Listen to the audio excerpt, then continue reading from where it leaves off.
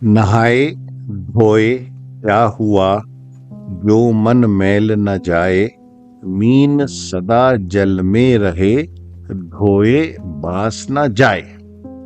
अर्थात एक जीव, जीव स्त्री कह लो, पुरुष कह लो या दोनों को कह लो, नहा लिए, बहुत अच्छे महंगे प्रसाधनों से अपने शरीर को खूब धो लिया, साफ कर लिया। होता है ना प्रभु जी कि कुछ लोग बहुत ही महंगे साबुन का प्रयोग करते हैं, शैम्पू का प्रयोग करते हैं, फिर स्नान के बाद बहुत महंगे भांति भांति के श्रृंगार की सामग्री का प्रयोग करते हैं अपने रूप को, रंग को, शरीर को संवारने के लिए। It is very commonly seen that a person spends lot of time in bathroom washing and cleaning the body, and then after coming out uses expensive brands of powder, moisturizer lotions, creams, perfumes, whatever you call, different dyes, or spends a lot of time in beauty salon or whatever, अपने बाल बनवाने में कुछ भी। पर ये सब तो कर लिया, सजा संवार लिया अपने रंग को, अपने रूप को, अपने शरीर को, पर क्या अपने मन को भी धोया? क्या मन का मैल साफ किया? क्या कोई ऐसा साबुन, शैम्पू, पाउडर, लोशन, क्रीम, इत्र, परफ्यूम है जिससे मन को साफ कर सको, सुगंधित कर सको? धुल गया सब मैल, दूर दूर तक कोई भी मन में बुराई का, पाप का, अधर्म का दाग ना दिखा। वो पाए मन के मैल को? नहीं, ये ठीक वैसा ही है जैसे मीन, मीन यानी मछली, रहती तो सदा जल में ही है, क्योंकि पानी में रहने के अलावा कहीं और रह ही नहीं सकती, तो सदा ही नहाती रहती है, धुलती रहती है। पर जब उसको बाहर निकाला जाता है, साफ किया जाता है, तो उसकी बास, उसकी दुर्गंध फैल जाती है। तो क्या नहाने धोने से मन का मैल भी धुल सकता है? नहीं, बिल्कुल नहीं। No sir, no, absolutely no. ये दोहा है मेरे एक अति प्रिय सम्मानित गुरु संत कबीरदास जी का। देखिए सुंदरता, ये है संत कबीर कितने सूक्ष्मदर्शी हैं, और वैसे संत कबीर की सूक्ष्मदर्शिता की तो भैया क्या ही बात करें। कौन सा महत्वपूर्ण विषय है जिसको इतनी बारीकी से उन्होंने ना देखा या जिस पे ना कहा हो? तो सर्वप्रथम उन परम निर्मल, निखिल, परम सुंदर, परम निरंजर, शाश्वत सुंदरता के एकमात्र स्वामी को निर्मल मन से दंडवत, तत्पश्चात सहज ज्ञान सत्संग के इच्छुक सह यात्रियों को सादर नमन।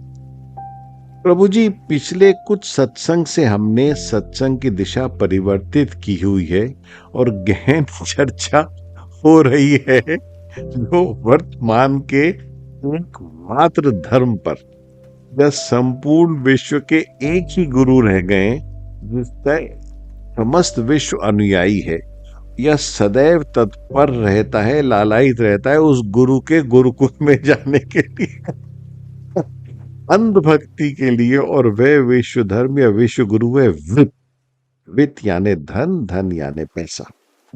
तो बस एक ही भजन करते दिखते हैं सब। कौन सा भजन? धन्नम शरणम गच्छामि, अर्थात शरणम गच्छामि, मालम शरणम गच्छामि। भगवान बुद्ध के बारे में कहते थे ना, धम्मम शरणम गच्छामि। तो सारा जो विश्व है अब उनके लिए एक ही बुद्ध हो गए, वो बुद्ध है पैसा। तो कहते हैं अर्थम शरणम गच्छामि, मालम शरणम गच्छामि, अर्थम शरणम गच्छामि।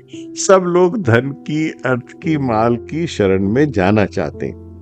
एक समय था जब इस भूलोक पर एक अति अतुलनीय, अवर्णनीय, अभूतपूर्व आत्मा अवतरित हुई, शाक्य मुनि महात्मा गौतम बुद्ध, जिनके अनुयायियों ने कहा बुद्धम शरणम गच्छामि। धम्मम शरणम गच्छामि, संघम शरणम गच्छामि, और विश्व के अनेक देश चल दिए बुद्ध की सीख पर। और अब ये वित्त, ये धन, ये पैसा, ये रुपया, ये माल, दिस मनी, दिस करेंसी, अबुद्ध, अधर्म, अस्थाई, पुनः कहूंगा अबुद्ध, अधर्म, अस्थाई होते हुए भी पूर्ण विश्व का धर्म बन गया है, गुरु बन गया है, स्वामी बन गया है। तो स्वागत है प्रभु जी आज के सहज ज्ञान की सत्संग यात्रा में, और धारण करेंगे एक अति महत्वपूर्ण श्रृंगार सामग्री, अपनी आत्मा का स्नान करेंगे, शरीर का नहीं, आत्मा का, क्योंकि मन का मैल धोएंगे इस ज्ञान मोती से, जिसे हम अपनी आत्मा के श्रृंगार के लिए धारण करेंगे। वैसे भी बात नहाने धोने की चल रही है ना, तो प्रारंभ करते हैं इस ज्ञान मोती के साथ। सर्वेषामेव शौचनामर्थम परम स्मृतम, यो अर्थे शुचिर ही सा शुचिर्न मृद्वारी शुचि शुचि। पुनः कहूंगा, जैसा कहता हूं, सर्वेषामेव शौचनामर्थम परम स्मृतम, यो अर्थे शुचिर ही सा शुचिर्न मृद्वा ऋषि शुचि शुचि। अर्थात सभी शौचों में, सर्वेषामेव शौचनामर्थम, सभी शौचों में, शुचिताओं में, शौच का अर्थ है संस्कृत में शुचिता, सफाई, स्वच्छता। सभी शौचों में, शुचिता में, धन से संबंधित शुचिता ही वास्तविक शुद्धि है। यहां शौच का अर्थ पुनः समझ लीजिए, स्वच्छता है, शुद्धि है, सफाई है, क्लीनलीनेस है। मात्र फिर वो क्या कहते हैं, यो अर्थे शुचिर सा शुचिर मृद्वा ऋषि शुचि शुचि। मात्र मिट्टी एवं जल के माध्यम से शुद्धि प्राप्त कर लेने पर कोई भी वास्तविकता में, यथार्थ में, असल में शुद्ध नहीं हो जाता। प्राचीन काल में मिट्टी से, जल से हम सफाई किया करते थे, तो वो कहते हैं कि सभी शौचों में, शुचिताओं में जो धन से संबद्ध है, जो भी व्यक्ति धन से शुचि है, स्वच्छ है, वो ही वास्तविक रूप में शुद्ध है। मात्र मिट्टी एवं जल के माध्यम से शुद्धि प्राप्त कर लेने पर कोई भी वास्तविकता में, यथार्थ में, असल में शुद्ध नहीं हो जाता। ये हुई ना बात, ये हुआ ना दूध का दूध और पानी का पानी, ये हुआ ना मेघ के बादलों का हटना और देदीप्यमान सूर्योदय का दर्शन। सब बात साफ हो गई, और हो भी क्यों ना हो, जब ये देदीप्यमान ज्ञान मोती आया है मनुस्मृति की गंगोत्री से। प्रभु जी ये श्लोक मनुस्मृति से। तो प्रभु जी आइए अपनी बात आगे बढ़ाते हुए, आपका स्वागत करते हुए परिभाषित करते हैं इस मनुस्मृति के श्लोक को। जैसा प्रारंभ में कहा गया कि नहाए धोए क्या हुआ जो मन मैल न जाए, ये मेरी मान्यता है, और जैसा प्रायः कहता हूं कि सब पर लागू नहीं होती, हाँ पर अधिकांश पर इस सारा जीवन बिता देते हैं हम बस ऊपरी ऊपरी बातों में, मतलब जो नहीं है उसको सामने लाकर दिखाने में।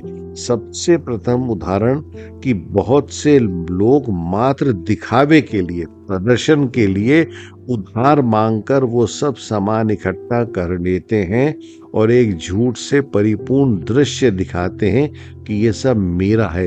यथार्थ में जिससे उधार लिया है वो परेशान होता रहता है, और यहाँ ये जीव उसको उधार वापस ना कर अपने भोग विलास में लगा रहता है।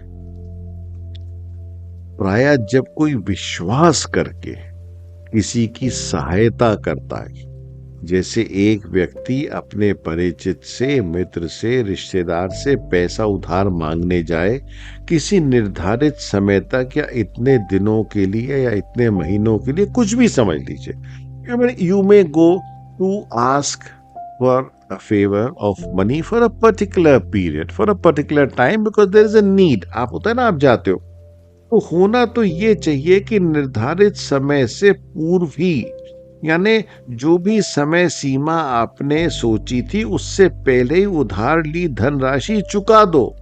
तो ये तो हुआ ना शौचनामर्थम, यानी धन की शुचिता या शुद्धि। पर प्रायः क्या देखा जाता है प्रभु जी, स्वयं जाकर लौटाना तो छोड़ो, बेशर्मी की हद पार कर देता है जीव जब टालने लगता है। समय बीत जाने पर भी और तो और नाराज होने लगता है, कई बार असभ्य हो जाता है। तब ये प्रतीत होता है कि हद हो गई, एक तो नालायक भिखारी बनकर आया था, सारी कस्में खाकर गया, अब नीचता पर उतर आया और बेशर्मी कर रहा है।